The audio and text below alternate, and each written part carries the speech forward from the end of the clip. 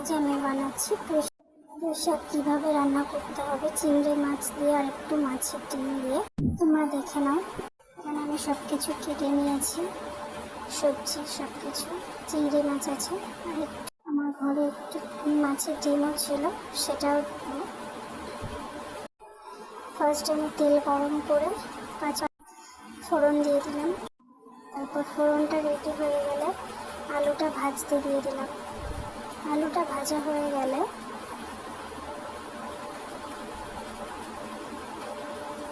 ভালোভাবে নেড়েছে। আলুটা ভাজা হয়ে গেলে দেখবেন একটু হালকা হালকা ভাজা হলে লবণ দিয়ে দিলাম।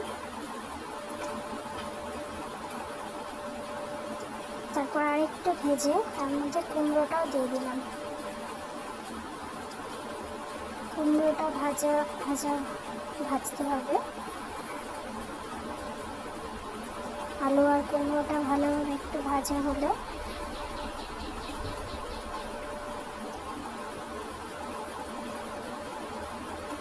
এখন নিয়েছে আমি ভালোভাবে ভেজে নিয়েছি আলু আর কুমড়োটা। তারপর দিয়েছি পেঁয়াজ, টমেটো, কাঁচা লঙ্কা।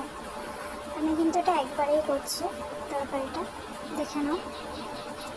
সব কিছু দিয়ে ভালো করে নেড়েছে ভেজে নিচ্ছি।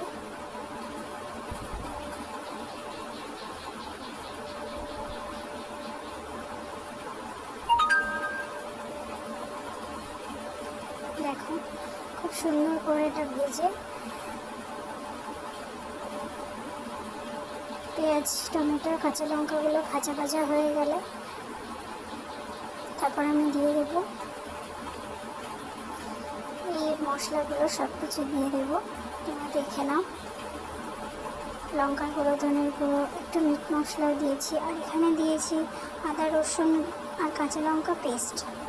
অল্প করে দিয়েছি যেহেতু গরম, সেই জন্যে অল্প মশলার তরকারিটাই ভালো। সব কিছু মশলার মধ্যে কিন্তু আমি চিনি, লবণ সব কিছু দিয়ে নিয়েছি। ওগুলো সব আমি ঢেলে নিলাম। নিয়ে প্লেটে একটু ছিল সেটা ধুয়ে ভালো করে জলটা ঢেলে নিলাম। তারপর এগুলোকে ভালো করে নেড়ে চেড়ে তারপরে ভালো করে কষিয়ে পুঁই শাকটা দিয়ে দিয়েছি।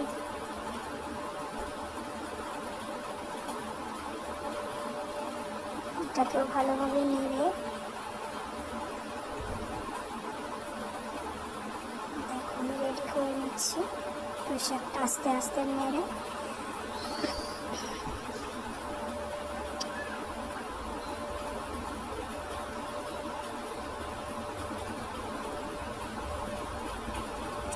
আমি কিন্তু চিংড়ি মাছটা আগে থেকে ভাজিনি। চিংড়ি মাছ আর মাছের ডিমটা একসঙ্গে দিয়ে দিয়েছি। তো এটা দেখতে মাছটা খুব সুন্দর হয়ে যাবে। এগুলো আমি ভালো করে ভেজে নিয়েছি, ভালো করে খুব সুন্দর করে কষিয়ে নিচ্ছি।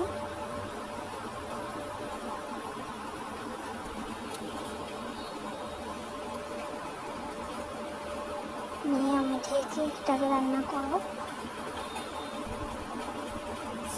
15 মিনিট তো করতে হবে। তারপর একটু জল দিয়ে দিয়েছি আর মাছের ডিমগুলোও দিয়ে রাখতে